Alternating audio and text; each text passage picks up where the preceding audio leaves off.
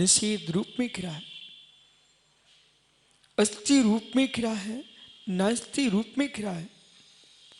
अस्ति नास्ति रूप में है, अवाच्य है। अस्ति अवाच्य है, नास्ति अवाच्य है, अस्ति नास्ति अवाच्य है। आचरण की पद्धति में खिला है, सिद्धांत की पद्धति में खिला है।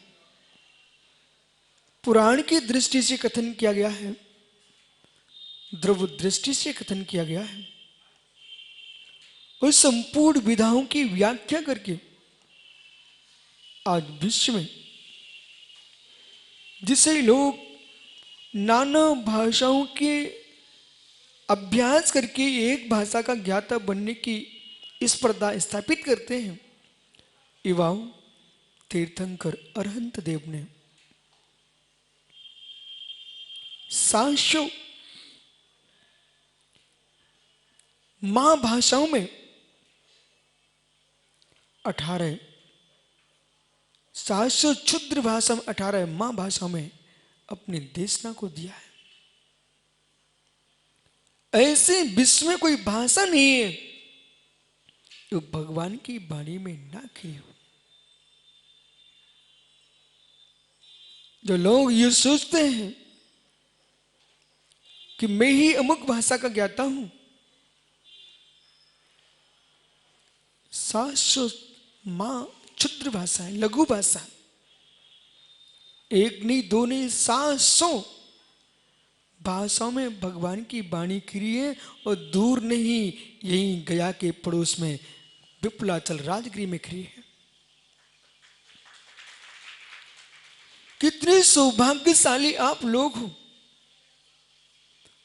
मजगुआ वालों ने पारसनाथ को जन्म दिया है, तो गया वालों ने महावीर की वाणी को भी खिला है। इसलिए जब आपके बीच का एक युवा, आपके बीच का एक युवा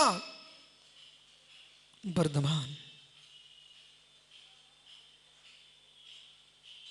वैशाली दूर नहीं है, कुंडलपुर दूर नहीं है, सब गया के नजदीक है। गया के युवाओं के माध्यम से पूरे देश के युवाओं में तख्ती आना चाहिए, बोले यूं कहना चाहिए, उत्साह उमंग हमारे मन में आना चाहिए कि मैं उस भूतल पे जन्मा हूं जिस भूतल पर तीर्थंकरों ने जन्म लिया और बिहार किए हैं। एक किसी के गांव में खिलाड़ी जन्म ले ले, उस खिलाड़ी के नाम पर तुम मुस्कुरा के कहते हो प्रतीक मैं उस गांव का हूं, अमुक मेरे गांव का है। एक खिलाड़ी के नाम पर तुम गदगद होते हो। वैशाली में चातुर्मास चल रहा था, वहां पर एक युवा, वैशाली का बिहारी युवा अजैन दिल्ली गया। जैसे दिल्ली पहुंचता है और दिल्ली में किसी जैन साहब की दुकान के सामने उसने ये बोल दिया हम महावीर के वैशाली से आए। उस युवा का इतना सम्मान किया दिल्ली के जैन समाज ने, तो हमारे भगवान महावीर के जन्मभूमि से आ रहे हो, महावीर के गांव से आए हो, उसको रहा नहीं गया, वहां से लौट के आता है, पूरे गांव में कहता कि अपनी क्या महिमा है कि हम लोग महावीर के नाम से जाने जाते हैं। यानी जहां तुम बैठे हो, जन्म लेना एक पूर्व भव का नियोग है। आप जैन कुल में जन्मे हो, ये आपकी आज की मेहनत नहीं है।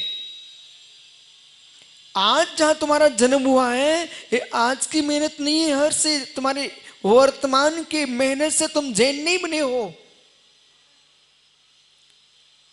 जितने यहां विराजते हैं बेटा अपनी अपनी पीठ ठोक लेना इस बात पर,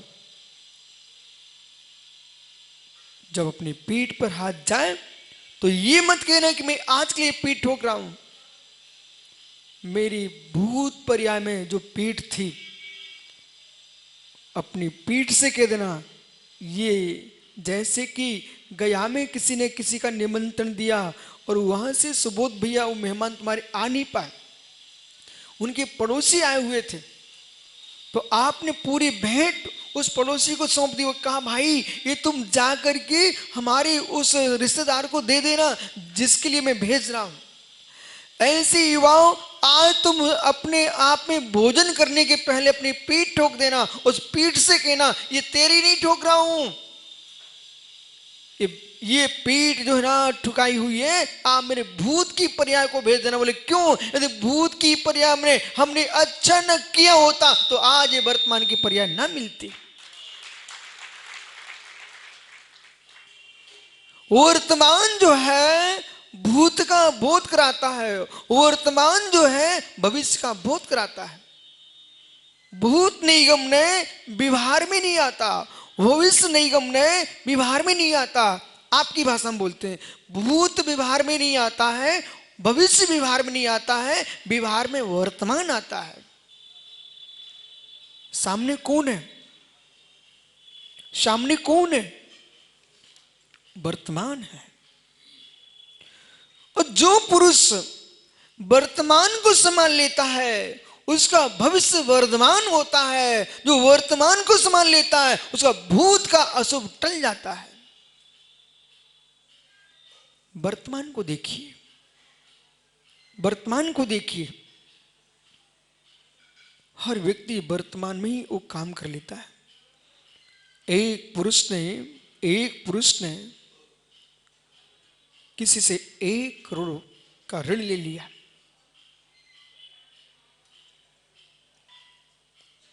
एक करोड़ का ऋण लिया किसी से। और ज्ञानियों, वर्तमान में वो व्यापार कर रहा है। जो वर्तमान का उसका व्यापार चल रहा है वो किसके लिए चल रहा है? वर्तमान में जो व्यापार चल रहा है वो किसके लिए चल रहा है? बोलो कुछ संभल के समझना। सब ज्ञानी हो, यानी काला जो वर्तमान में व्यापार कर रहा है किसके लिए? 1 करोड़ ले चुका है और उसके लिए एक बहुत बड़ी हवेली बनवाना है।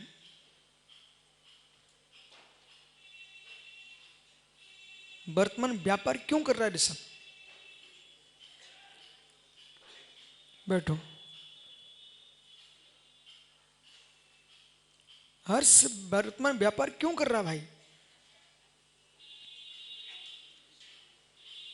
यानी खड़े हो जाओ। वर्ष में वर्तमान व्यापार क्यों कर रहे हैं आप? निकुंज, व्यापार क्यों कर रहे हो? यानी व्यापार क्यों कर रहे हो? हैं? भविष्य? ठीक। मिट्टू भाई, व्यापार क्यों कर रहे हो? हैं? अच्छा, बगल के कौन सा ज्ञानी बैठा है? बालक व्यापार क्यों कर रहा है? भविष्य के लिए।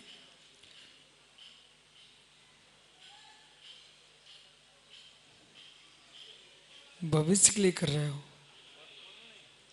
बालक अजमेरा व्यापार क्यों कर रहा है?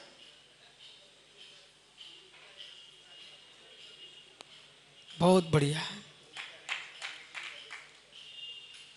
ये आशी ने बताया क्या? बालकों, आपने अपनी दृष्टि से ठीक उत्तर दिए, लेकिन वो अजमेरा और ठीक उत्तर दे रहा है। वो ये बोल रहा है कि जो 1 करोड़ का ऋण लिया था, यदि ईमानदार है तो पहले ही वर्तमान में जो व्यापार कर रहा है वो इसलिए कर रहा है कि अब उसको मात्र भविष्य नहीं दिख रहा है। भविष्य तब तुम्हारा आगे बढ़ पाएगा तब भूत का 1 करोड़ चुका पाओगे। और भूत का 1 करोड़ नहीं चुका पाए तो भविष्य कैसे संभाल पाएंगे आप? अब तुम्हारे पास बालक तीन स्थान खड़े हुए हैं। आप जो व्यापार कर रहे हो तीन के लिए कर रहे हो, न मात्र भूत के लिए कर रहे हो, न मात्र भविष्य के लिए कर रहे हो। मेरे मित्र, वर्तमान में भी तुम जियोगे कि नहीं जियोगे अच्छे से?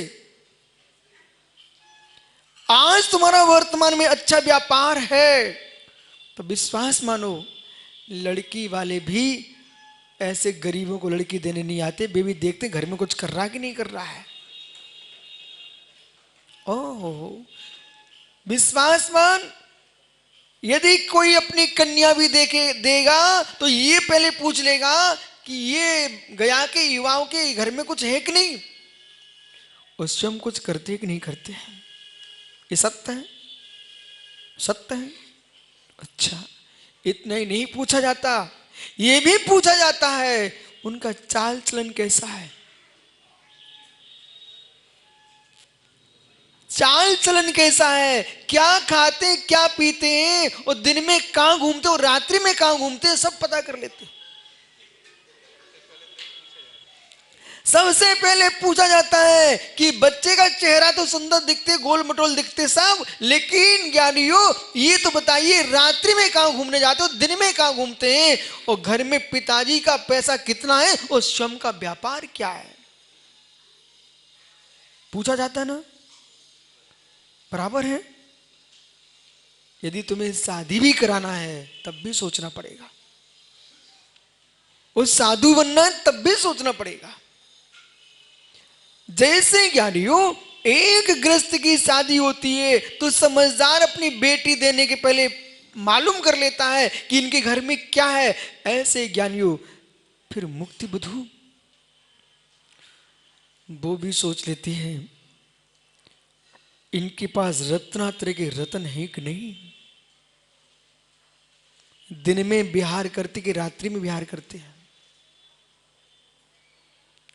क्या खाते क्या पीते हैं, तो चरणान योग कहेगा क्या कैसे जीते हैं, करणान योग कहेगा कर्मों का ऋण तो नहीं है।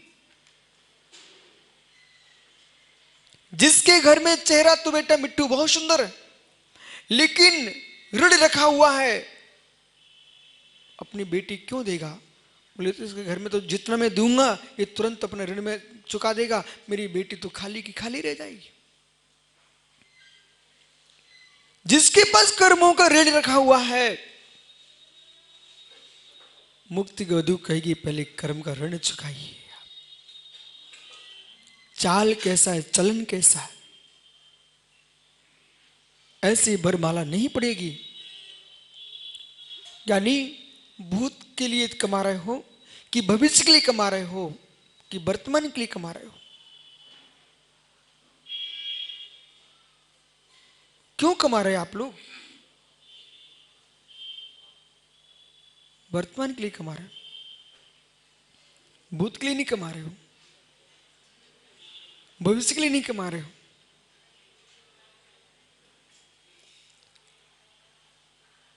बिहार झारखंड की समाज बेटा अपने बुजुर्गों को धन्यवाद दो कि पिछले बार इसी मौसम में कोडरमा के वृद्धों ने कहा था महाराज जी एक प्रवचन युवाओं के लिए, आज गया कि समाज ने हमसे कहा पर एक प्रवचन युवाओं के लिए। बैठो मैं समझाता हूं आपको क्यों कमा रहे हो।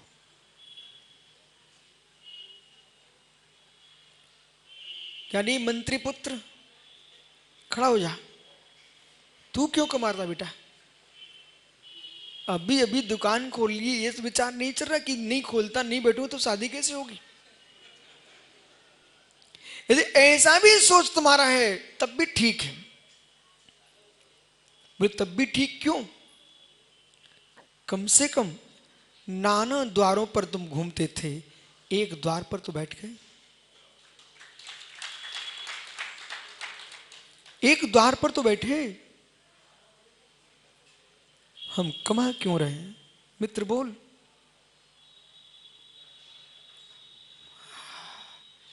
भूत वर्तमान भविष्य, हाथ जोड़ लो।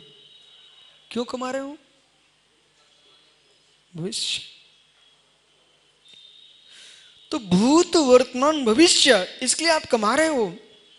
तो भूत वर्तमान भविष्य वो अपने घर के लिए ही कमा रहे हो कि जहां तुम जिस संस्कृति में जन्मे हो उसके लिए भी कमा रहे हो।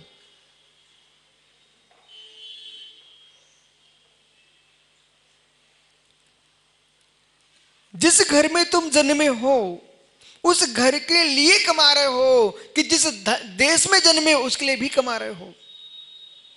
बेटा ये मत सोचना आज से दुकान पर कि मात्र में, ये कौन है, सिटी है क्या, ये काला गोरा कैसा, यानी काला जी, जिस काला परिवार में तुम जन्मे हो उस काला परिवार के लिए मात्र तुम कमा रहे हो तो पृथ्वी पर भारभूत हो। काला परिवार के लिए सच्चा भारतीय कभी अपने परिवार के लिए मात्र नहीं कमाता है। बेटा तुम उनको भी कमा रहे हो जो अभी तक आज जन्मे नहीं है, उनको भी कमा रहे हो आज तक जन्मे नहीं है, उनका जन्म होने में 25 साल लगने वाले, उनको भी तुम कमा रहे हो। सत्य है, समझ में आ गया बच्चे को? तुरंत समझ में आ गया। अपने दादा के पोते के लिए, अपने दादा के पोते के लिए कमा रहा कि नहीं? हो आपके पिताजी ने अपने अपने पोते के लिए कमाया, तू अपने पोते के लिए कमा रहा कि नहीं कमा रहा? एक मिनट में सबको समझ में आता है, सारी माताएं समझ गई। ओहो, उनके लिए भी कमा रहे ना। बालक अपने बेटे के लिए कमाने वाले तो संसार में, अपने बेटे के लिए कमाने वाले संसार में चिड़िया भी होती है, ये कोई बहुत बड़ी बात नहीं है। मैंने अपनी आंखों से देखा एक चिड़िया अपने बच्चों के लिए चुनाव ले लेकर के उसकी चोंच में रख रही थी। तो मित्र, यदि आपने अथवा ये हेमंत पार्टी ने अपने लिए अपने बेटों के लिए कमा के रख लिया, कोई बहुत बड़ा काम नहीं किया। इस काम को तो चिड़िया भी करना जानती है। और मित्र, अपने जन्माओं को पालने की योग्यता तो जानवरों में भी होती है। तुम जानवर नहीं हो, तुम जिनवर के भक्त हो बेटा, तुम जानवर नहीं हो। इसलिए अपने लिए, अपने को के लिए नहीं कमा रहे हो। बालक भूत भविष्य पर टिके रहना भी क्यों कमा रहे हैं? मेरी बातें समझ में आ रही ना? बहुत अच्छी बात है। अपने लिए कमा रहे हो, पिताजी के लिए कमा रहे हो। जैन कुल में जन्मा बालक इतना छोटा सोच बना के कभी नहीं चलता। जैन कुल में जन्मा बालक और भारत की मिट्टी पर जन्मा बालक इतना छोटा सोच लेके नहीं कमाता। बेटा जब बिहार हो रहा था, बिहार हो रहा था गया के लिए मुनि संघ का, तुम बच्चों को पानी पिला रहे थे कि नहीं? निकुंज भाई पानी पिला रहे थे कि नहीं? पैसा किसका लेगा? ईमानदारी से बोलना, पैसा किसका लगा? जो तुम पानी पिला रहे थे बच्चों को रास्ते में, उस पानी का पैसा किसने दिया? हैं? पिताजी ने दिया ना? ठीक। तो तेरे पिता ने अच्छा किया कि बुरा किया? आपके दादा, आपके पिता ये सोच रहे होंगे मैं दुकान पर बैठ कर अपने लिए पैसा कमा रहा हूं। मित्र विश्वास रखिए, कमाने वाले जो होते हैं वे कम होते हैं और भाग्यवान खाने वाले बहुत होते हैं।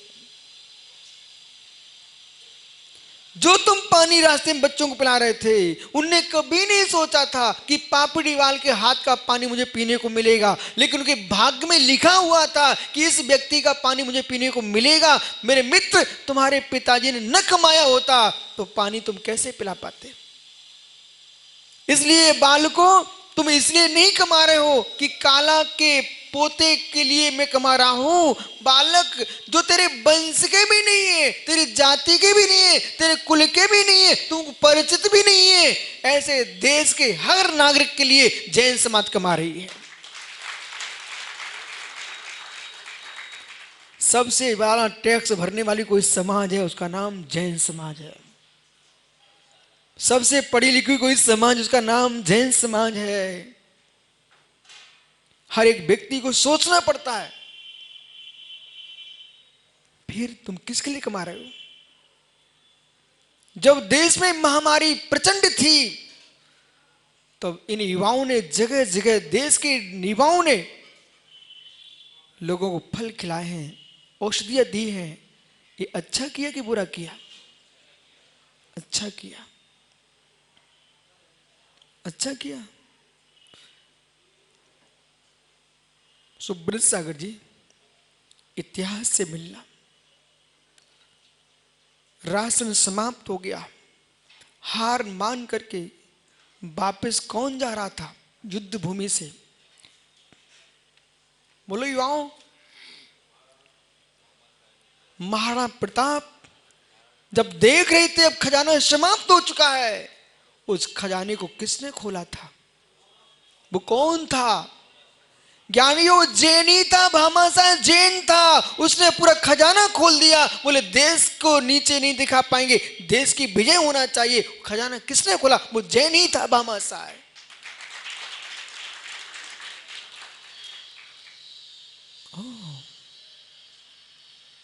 बालक, एक पुस्तक मेरे पास आई हुई है, तुम सब युवा ले लेना उसको। जैन समाज में जैनों ने इतिहास में क्या क्या करके दिया है, कहीं ऐसा ना हो जाए कि आपके इतिहास को दबा के रख दिया जाए। आप दुकान में कमा के देते हो, माँ रोटी नहीं बनाएगी, माँ रोटी नहीं बनाएगी तो बेटे खेलने किसके बल पर जाएंगे?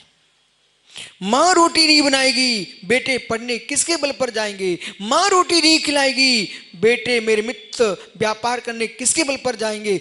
ऐसे ज्ञानियों, जैन समाज वो माता है, सबको खिलाती है, उसके बल पर दुनिया जीती है। अपनी शक्ति को भूल मत जाना। भैया, ये बालक पानी पिला रहे थे, तो ये लोग सोचते कि गुरुजी कुछ देखते नहीं है, जानते नहीं है। मैं हर काम को गे बनाता हूं और समय पर आपको जिनबाणी बना के देता हूं।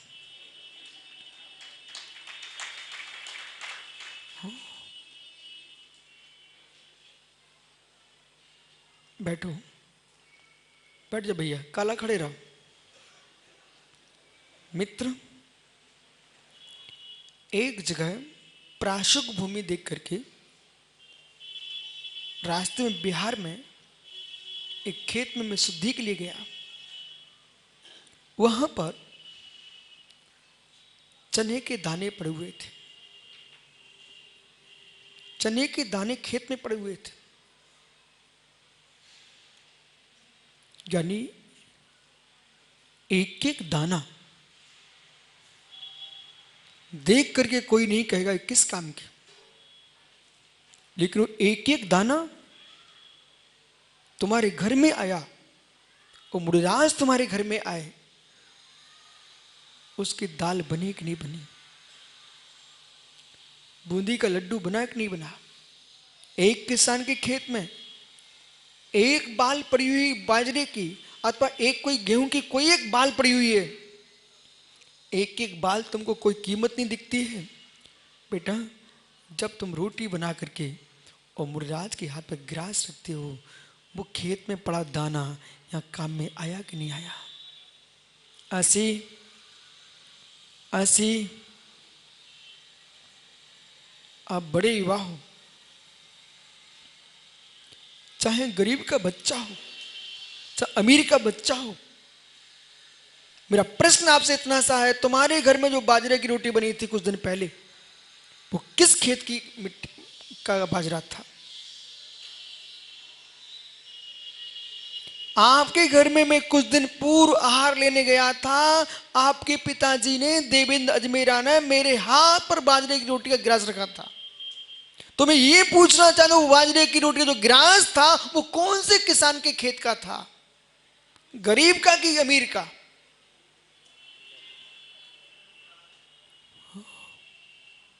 विश्वास मानो आपको नहीं पता, विश्वास सागर जी मुझे पता है। उसमें करोड़पति किसानों के घर का भी दाना मिला हुआ था, और गरीब से गरीब किसानों के जिनके यहाँ मात्र 1-2 एकड़ की जमीन है, 1-2 बीघे की जमीन है, उनका भी बाजरा इसमें आया हुआ था मित्र। और अत्यंत अत्यंत गरीब के घर का भी दाना उसमें पड़ा हुआ था। लेकिन वो सारे दाने मिलकर के बाजार में आए थे, तुम्हारे से खरीद के लाए। तुम खेती करने गए थे क्या? खरीद के लाए थे। हे मित्र, मात्र बालक मैंने इसलिए खड़ा किया, तुम युवाओं को इसलिए बुलाया है कि मात्र पैसे दिखा करके ये मत कहना कि मैंने बाजरा पैसे से खरीदा है। यदि बाजरा खेत के किसान गांव में न उगाते होते, तुम्हारे पैसे क्या बाजरा लेके आते? इसलिए तुम्हारे मंदिर में, आपके समाज में, घर में कोई पोंछा लगाने भी आए, उससे ये मत दिखाना कि मैं पैसे तुमको खरीद के रखा है। हे मित्र, कोई पुरुष पैसे से नहीं खरीदा जा सकता है। वो मनुष्य जैसा अहंकारी प्राणी किसी का काम करते बहुत कठिन है। बेटा, वो तुम्हारे घर का पोंछा नहीं है, ये तुम्हारे घर का पोंछा नहीं लगा रही हो, कोई बाई हो चाहे पुरुष हो। इनने पुण्य का पोंछा मार चुके थे, सो आज तुम्हारे घर में पोंछा लगाना पड़ रहा है। इन लोगों के पुण्य पुछ चुके थे, इसलिए पोंछा लगाना पड़ रहा है। वे तुम्हारे घर के नौकर नहीं है अमित गति, वे तुम्हारे घर के नौकर नहीं है, बेचारे पुण्य की दरिद्रता के नौकर हैं। पुण्य की दरिद्रता के नौकर हैं। उनका पुण्य तेज होता, तुम्हारे घर में कोई पोंछा लगाने नहीं आता। इसलिए इंसान से इंसान की भाषा में बात करना, वो धीरे से कह सकता है, अजमेरा जी, मैं आपका नौकर नहीं हूं, मेरा अशुभ कर्म आपके पुण्य का नौकर है। आप मुनिराज हो जाइए, हम भी मुनि होते हैं, दोनों का दिगंबर रूप एक होगा। आप भगवान बन जाइए, हम भी भगवान बनेंगे, हमारी दोनों की बीतरागता एक होगी। ये भेद किस बात का रहा है? पुण्य के वस्त्र जिसके पास हैं, वो अच्छे कपड़े पहन के घूम रहा है। पुण्य जिनका छत बिछत है, मेरे मित्र फटे कपड़े पहन के घूम रहे हैं। ये पुण्य पाप की लीला है। बेटा, तुम किसके लिए कमाओगे?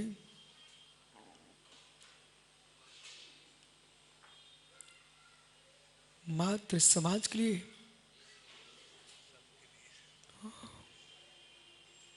तुम्हारा एक सिक्का सुन, जब एक सिक्का हाथ में आए तुम्हारी कमाई का, मस्तिष्क में आ जाना चाहिए,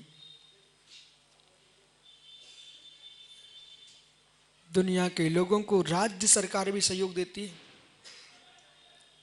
जैन समाज के पास वो भी नहीं है। तुम्हारे पास कुछ है युवाओं, माँ तुम्हारे पास श्री श्री श्री जी की भक्ति तुम्हारे पास है, पुण्य तुम्हारे पास है, इसके कारण तुम जी पा रहे हो। लोगों को मालूम नहीं है किसके लिए कमाते हैं। बेटा, मंदिर में श्री जी विराजमान होंगे तो कोई राज्य देने नहीं आएगा, वो भी जैन समाज को ही लगाना पड़ता है। इतने देश में तीर्थ सम्मेशगढ़ से लेकर के गया तक पूरे प्रांतों के जितने भारत में तीर्थ हैं और विदेशों में तीर्थ हैं, उन सबको पालन कौन करेगा? बेटा, आप ही करोगे ना। अब सोचिए क्यों कमा रहे हैं। आज सम्मेशगढ़ में कोई मंदिर में आवश्यकता पड़ जाएगी तो गया समाज देने जाएगी कि नहीं जाएगी? वो गई है, ऐसा नहीं है। आज कोई मेरे मित्र चे अचेतन तीर्थों की रक्षा तुमको करना पड़ेगी, और फिर कोई मुनि संघों के जो बिहार चल रहे हैं, कहते हैं विश्व सागरी विशुद्ध माता जी बोले मेरे तो संगपति करा देंगे। मेरा प्रश्न है, ये संगपति की आकाश से टपक के आए क्या? जो मुनिराज आचार्य गण ये कहे कि हमको किसी की चिंता नहीं, हमें समाज से लेन देन नहीं है, ये गलत शब्द का प्रयोग है कि समाज से तुम्हें लेन देन नहीं है। अरे गया समाज में तुम निकल रहे हो, उससे लेन देन नहीं है, तो आखिर में जहां से तुमने शुरू किया है वो समाज थी कि असमाज थी? समाज थी। कभी भी बेटा, चाहे तुम श्रावक बन के जियो, चाहे तुम सेठ बन के जियो, चाहे सम्राट बन के जियो, चाहे साधु बन के जियो, कभी किसी समाज को गाली मत देना। समाज को गाली मत देना, समाज को गाली मत देना। ये जैन समाज ने बेटा, इस भारत की समाज ने दानवों को जन्म नहीं दिया है, तीर्थंकर भगवंतों को जन्म दिया है। उस समाज को गाली मत देना कभी। कोई प्रतिष्ठाचार, कोई विद्वान, कोई त्यागी इस मंच में बैठ करके जब समाज को कोसता है ना, विश्वास बेटा काला, मेरी अंदर से आंखें रोती है। जिस कुल में तुम जन्मे हो और जिस भारत की भूमि में जन्मे हो, तुम विदेश की प्रशंसा करो और भारत की निंदा करो, उससे बड़ा कृतज्ञ कौन होगा? आज विश्व को देख ली, आज की तारीख में देख लो, जितनी शांति तुम भारत में जी रहे हो उतनी शांति कोई देश नहीं जी रहा। सारे संप्रदाय मुस्कुरा के जी रहे हैं यहां पर, सारे संप्रदाय मुस्कुरा के जीते। भारत की भूमि है, क्यों? ये तीर्थंकरों की भूमि है, ये अरहंतों की भूमि है, ये निर्गंतों की भूमि है मित्र। ये चक्रवर्ती भरत की भूमि है, ये ऋषभ देव की भूमि भी है, ये सनातन श्रवणों की भूमि है।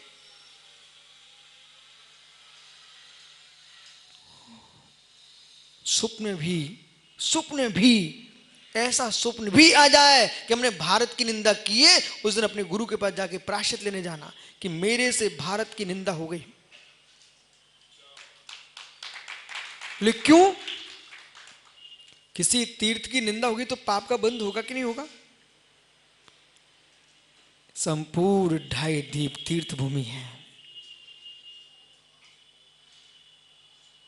विश्वास रख बेटा, एक नगर में मैं आचार्य श्री ने मुझे संघ से प्रभावना के लिए बाहर भेजा, और सबसे पहले मुझे मालूम नहीं है, ये उन्हीं ने कोई मुहूर्त देख लिया होगा दीक्षा का, विशेष सागर जी, जब से मैं संघ से बाहर भेजा गया, मात्र पंचकर्ण के लिए भेजा गया था।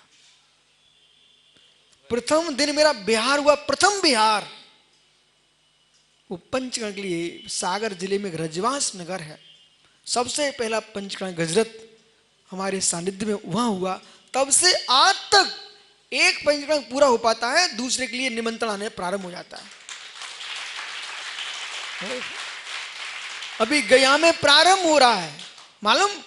वो मजगुआ वाले निमंत्रण देने आ गए, और जैसे गया की तारीख फैली देश में, तुरंत दूसरे आ गए, चतरा वाले आ गए। क्या रे, विषय समझने में क्या कह रहा हूं? मैंने प्रकृति को देखा है बालक, मैंने प्रकृति को देखा है। किसी वस्तु को आशीष अशुभ कैसे मत टाल देना। आवश्यकता नहीं जब तक, तब तक भोला उपेक्षा दिखती है। आवश्यकता नहीं जब तक बोला उपेक्षा दिखती है, फिर तुमको कपास का खेत भी दिखेगा। जब पंचकर्ण का ध्वजारोहण होगा तो ध्वजा कहां से आएगी? तब तुमको दिखेगा कि खेत, देश में कपास की खेती भी होना चाहिए। तो ध्वजा किससे बनी? कपड़े से बनी। कपड़ा कहां से आया? कपास से आया बालक। और फिर आपको जो चारों तरफ जंगलों में, खेतों में बांस लगे दिख रहे थे, तुम देखते ही नहीं थे। और प्रतिष्ठाचार ने कह दिया भाई ध्वजारोहण के लिए एक लंबा बांस चाहिए। फिर अजमेरा देवेंद्र पिता बना घूमेगा, बोले भाई बांस बांस बांस, तब तुमको समझ में आएगी अरे किसानों के खेत के बांस भी काम में आते हैं। अच्छा अच्छा अच्छा, बांस काम में आ गया।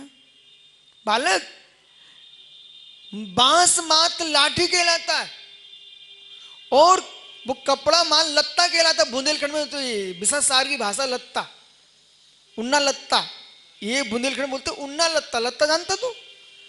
लत्ता यानी कपड़े होते ना ऐसे, ये उन्ना लत्ता, तो लत्ता कहलाता लत्ता। यदि एक छोटा सा टुकड़ा ध्वजा का वो लत्ता है, वो डंडा है।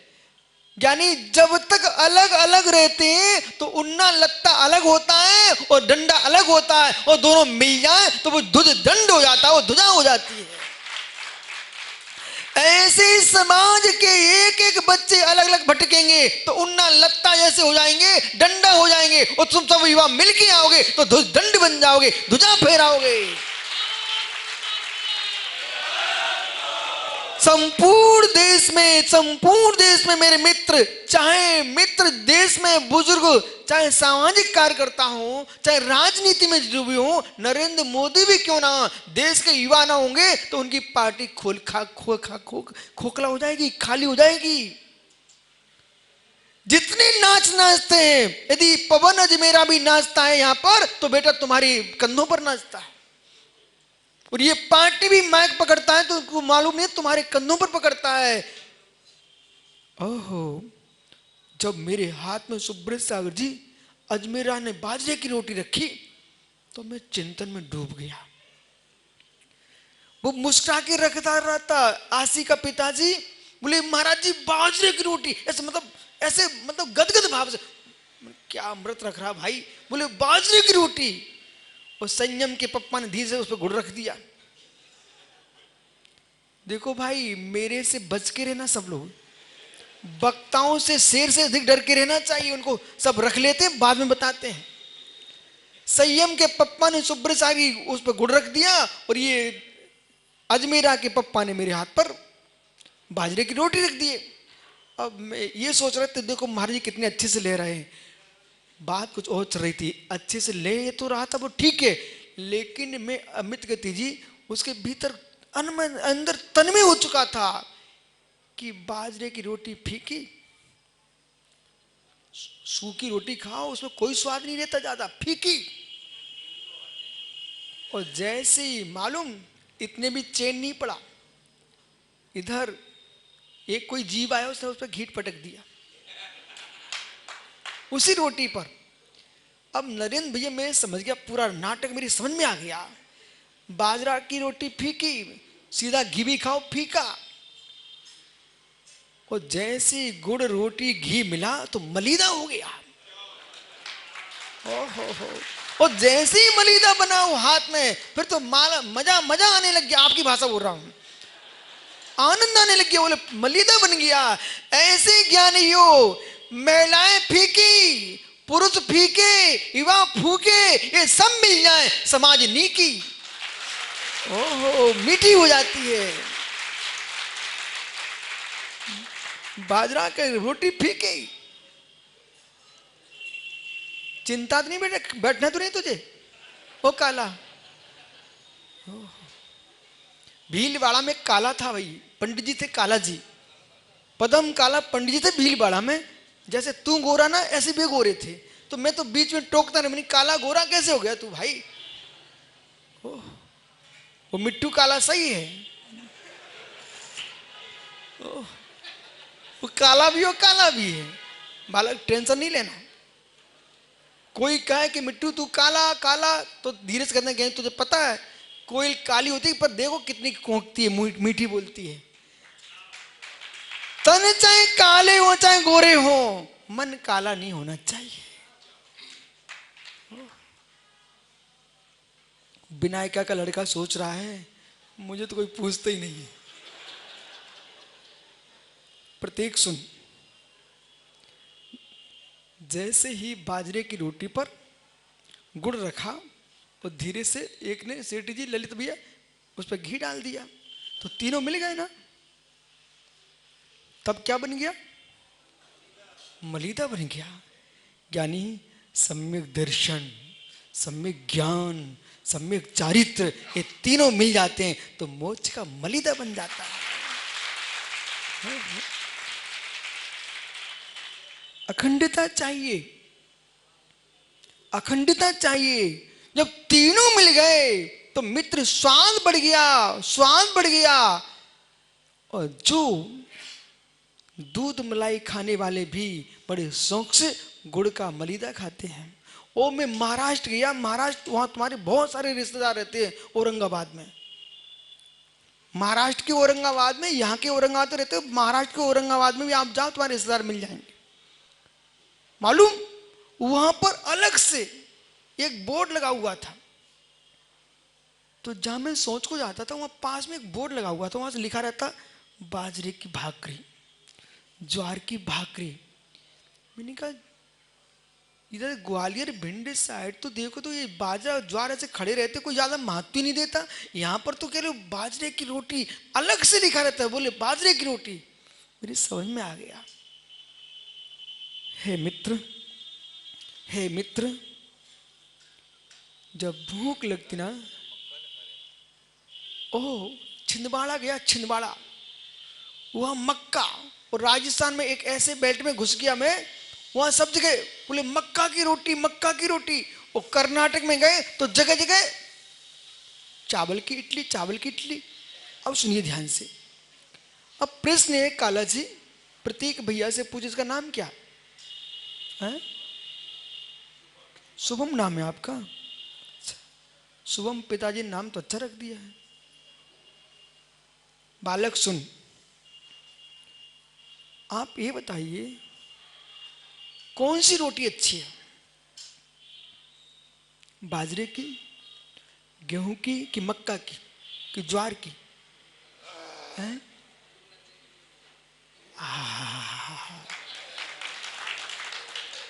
मतलब बालक यहाँ के गया के युवा समझदार हो चुके हैं, बिल्कुल ठीक कह रहा है। ये मालूम है किसको सिखा रहा हूं? ये निर्विकल्प सागर से लेकर के प्रसम सागर के लिए समझा रहा हूं। माताजी की छोटी माता, बड़ी माताजी समझा रहा हूं। ये बालक माताजी बोल रहा है कि महाराज श्री रोटियां तो सब हैं, लेकिन भूख लग रही हो उस समय पे जो मिल जाए वो अच्छी। ऐसे बालक कहीं कहीं राजस्थानी समाज मिलेगी, कहीं महाराष्ट्रियन मिलेगी, कहीं गुजराती मिलेगी, कहीं बुंदेलखंडी मिलेगी। कौन सी समाज अच्छी? जो हाथ पर गिलास रख दे महाराज, वो समाज अच्छी। हो। इसलिए मुनियों को, आचार्यों को एक समाज से बंधने की जरूरत नहीं है। तुम पूरे देश के महाराज हो, इसलिए मेरे पूरे राष्ट्र के महाराज हो, सब तुम्हारे लिए। जैसे कि जैन समाज पूरे राष्ट्र के लिए कमा रही है, ऐसे मित्र तुम्हारा धर्म संपूर्ण विश्व के लिए है। मित्र, कौन सी रोटी बढ़िया? कौन सी रोटी बढ़िया? सही बताऊं ईमानदारी की? देखो मैं कुछ छुपा नहीं रहा। निकुंज, ये गोरा गोरा काला और बैठा, ये भी काला ही है ना? कि पूरे गया को काला ने घेर लिया क्या? बेटा तुम्हारी संख्या भले ज्यादा हो, दूसरे को भी जीने देना है।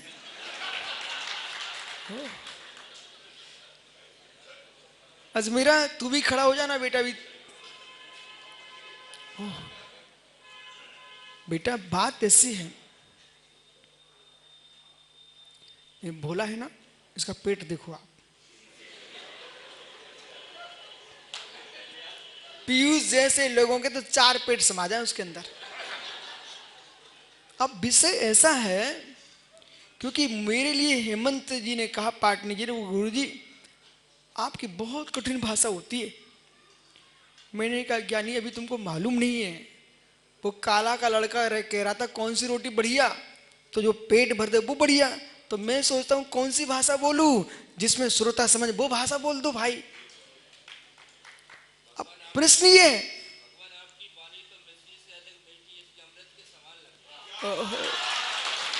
इतनी देर से बेटा यही सोच रहे थे कब मौका मिले मैं बोलूं।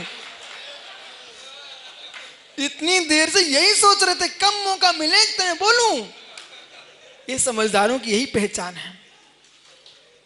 अब बेटा क्या हुआ, एक दिन मैं आहार लेने गया तो निकुंज तू भी आहार करा रहा था, कहां पर, सम्मेशकर में। तो अध्यक्ष जी, आपके गया के बच्चे बहुत समझदार हैं।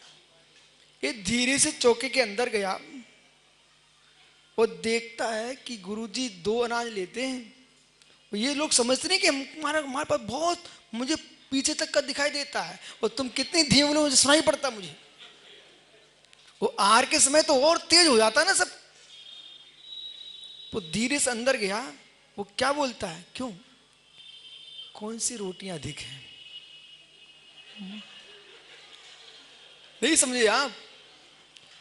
बोले चना अधिक है कि बाजरा अधिक है कि गेहूं अधिक है, ये सब माताएं यही करती गया में, आप पूछ लो इनसे। और कभी कभी तो मालूम क्या होता है, मैं बताऊं आपको, मैंने सोचा कि आज अच्छे एक काम करते, अमुक धान हटा देते, 2 ही तो लेना आप उनको। तो धीरे से एक दिन तो माँ मुझे डांट रही थी यहीं पर गया में, अब वो समझ जाएगी अपने आप। बोले नहीं हटाओ इसको रखो। वो धीरे से कहती, बोले क्यों? बोले सब चना का बनाया है, मूंग हटा दो। ओहो, वो माँ कह रही धीरे से, ये मूंग का सब हटा दो, चना का बना है। हमने की माँ, जो अधिक आज दुनिया में वही तो देखा है, जिसकी संख्या उसकी महिमा। तो संख्या किसके दिखती? चने की थी। तो ये भाई धीरे से अंदर से बोले बस बस ठीक है, अब ऐसा करो मूंग की दाल चलाओ। बोले क्यों? क्योंकि सामान सब मूंग का बना हुआ था। विषय पकड़ना बेटा, कौन सी रोटी बढ़िया है? कौन सी रोटी बढ़िया? बेटा सुन, इस बात को जो जानता है वही व्यक्ति समाज चला पाएगा, वही राष्ट्र चला पाएगा, वही धर्म चला पाएगा। आपको ये देखना चाहिए, बंदे को पाणम को उच्चा, जिसके शक्तियांश अधिक होते हैं वो अपने रूप प्रणत कराता है। इसलिए हमको सबसे पहले देखो, युवाओं के लिए व्याख्यान चल रहा है, सिद्धांत को खो के नहीं, जिसके शक्तियांश अधिक होते हैं अपने रूप प्रणत कराता है। हमारे लिए विवेक लगाना चाहिए, किसकी संख्या अधिक है उस रूप ढल जाना चाहिए। अकेले भागोगे तो मित्र विश्वास मानो, एक एक एक चींटी अकेली भागती है तो पैरों में दब जाती है, उस समूह में जलती है, उसकी कीमत बढ़ जाती है। जैसे मेरे मित्र, जिस दाने की कीमत 2 की होती है उसका नाम लिया जाता है। बगीचे में आम के वृक्ष अधिक हैं, 1-2 नीम का नाम नहीं होता कोषाध्यक्ष जी। और जहां आम के वृक्ष अधिक हैं, आम का ही बगीचा कहलाता है। ऐसे जिसकी संख्या हो उसमें जाके मिल जाओ, लेकिन अस्तित्व मत खोना अपना। जिसकी संख्या हो उसमें मिल जाओ, अपना अस्तित्व नहीं खोना। आम के बगीचे में नीम के वृक्ष हैं, लेकिन बगीचा आम का कहलाता है। पर जब निवोरी की जरूरत पड़ेगी तो आम कुछ नहीं कर पाएगा, वहां नीम का ही काम में आएगा। ऐसे ज्ञानियों, ये मत सोचो हम देश में कम हैं, भले हम कम हों, हम आम के बगीचे में नीम नहीं है, हम नीम के बगीचे में आम हैं। क्या हो? हर्ष, रारा, तू भी जरूर सोच रहा होगा, 100% सोच रहा था। बालक, तुम वर्तमान के लिए कमा रहे हो कि भूत के लिए कमा रहे हो कि भविष्य के लिए कमा रहे हो? हैं? तीनों के लिए कमा रहे। तो सब बैठ जाओ एक साथ और सुनो ध्यान से। ज्ञानी जीव एक के लिए नहीं कमाता। जिस जीव ने वर्तमान में जो तुम पुण्य करने बैठे हो, वो वर्तमान के लिए कर रहे हो क्या? वर्तमान जो पुण्य कर रहे हो वर्तमान के लिए कर रहे हो क्या?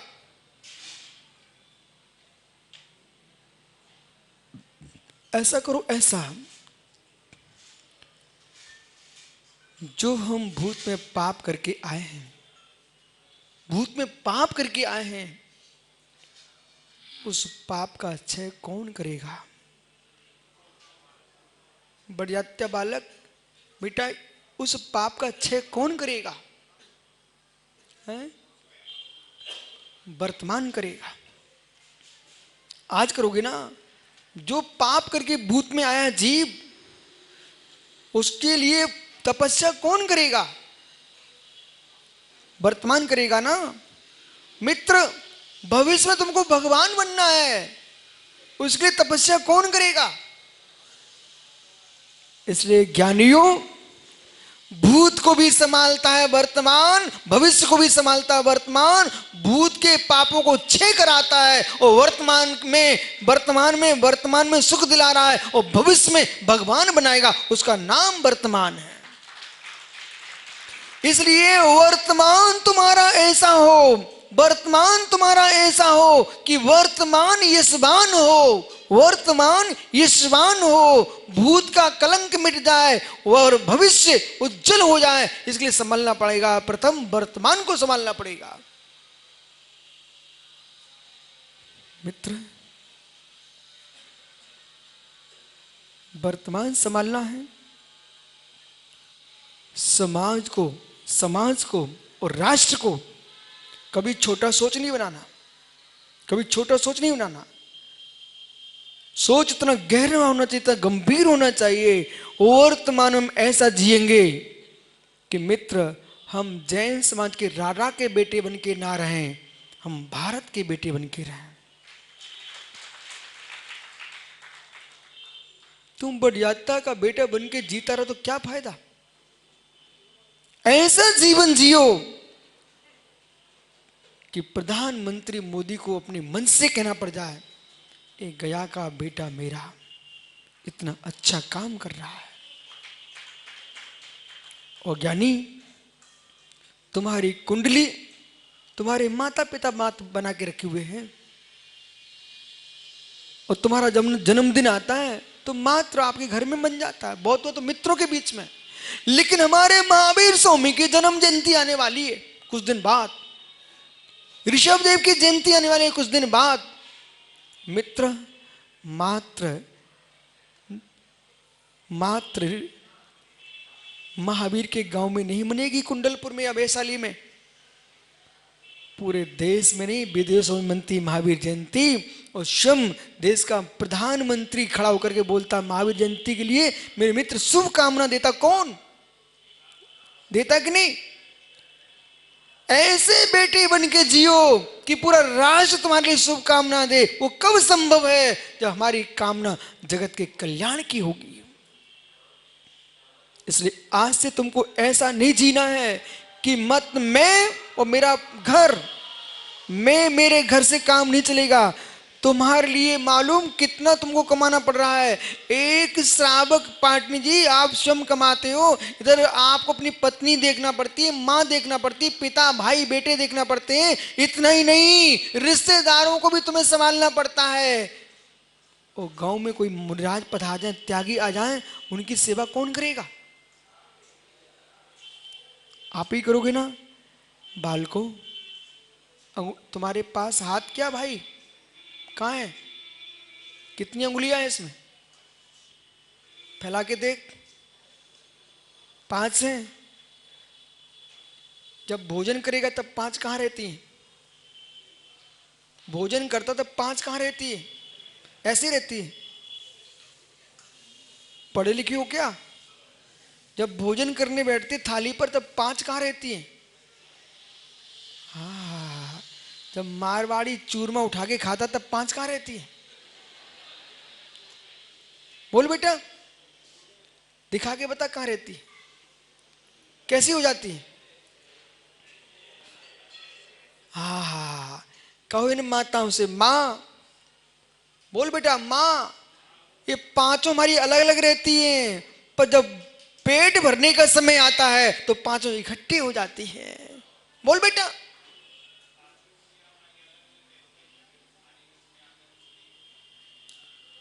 जब पेट भरने के लिए तुम एक हो सकती हैं तुम्हारी 5 उंगलियां, तो भगवान के पंचगण मनाने के लिए भी 5 उंगलियां एक हो जाना चाहिए। हो। ललित भैया क्या सोचे, इतनी देर से क्या चल रहा था? जब ज्ञानियों रोटी का से पेट भरने के लिए, बालक शुभम अपने पप्पा से कह देना, पप्पा 5 उंगलियां एक हो जाती हैं। कब? जब भोजन करते हैं ना। ऐसे ही जब परमात्मा का कोई हम धार्मिक अनुष्ठान करने आए तो 5 पंच एक हो जाएंगे। एक और चलोगे, एक और चलोगे तो ज्ञानी विश्वास माना युवाओं, किसी भी चाहे रारा हो चाहे बड़जात्या हो, किसी भी वंश में जन्मे हो, बेटा समाज के उद्धार के लिए तुम सब एक मुट्ठी बन के आना, देश के लिए एक होके आना। और जब एक होके आओगे, विश्वास मानो, एक आदमी क्या कर सकता हो? सोचो, पूरे देश में चर्चा इस बात की है कि गया में समाज कितनी है। विश्वास मान, तेरे कान तक शब्द नहीं पहुंचते, मेरे कान तक आते हैं, बोले गया में समाज कितनी है। तुम गया की समाज की संख्या मत पूछो, तुम ये पूछो गया में एकता कितनी है। किसी भी राष्ट्र में संख्या पूछने पहले मत जाना। किसी भी देश में राज्य करना हो तो ये मत पूछना कि संख्या कितनी है, संख्या काम में नहीं आती। संख्या काम में नहीं आती है, संख्या काम में नहीं आती है। सेठी जी 108 लकड़ियां बिखेर दीजिए, आप बिखेर दो और एक छोटे से बच्चे से कहते हैं बेटा उठा के तोड़ दो। 108 तोड़ देगा बच्चा। मात्र 5 लकड़ियां इकट्ठी कर देना, वो कहता बेटा तोड़ो। बेटे के पिताजी की ताकत नहीं तोड़ पाए। संख्या करोड़ों की है, तुम एक एक बिखरे बैठे हुए हो, कोई भी तुमको तोड़ के चला जाएगा। मित्र सब 5 भी क्यों ना हो, अल्प संख्या भी इकट्ठे हो, कोई की हिम्मत नहीं है, हाथी भी नहीं तोड़ पाएगा। इसलिए मित्र एक एक लकड़ी टूट जाती है।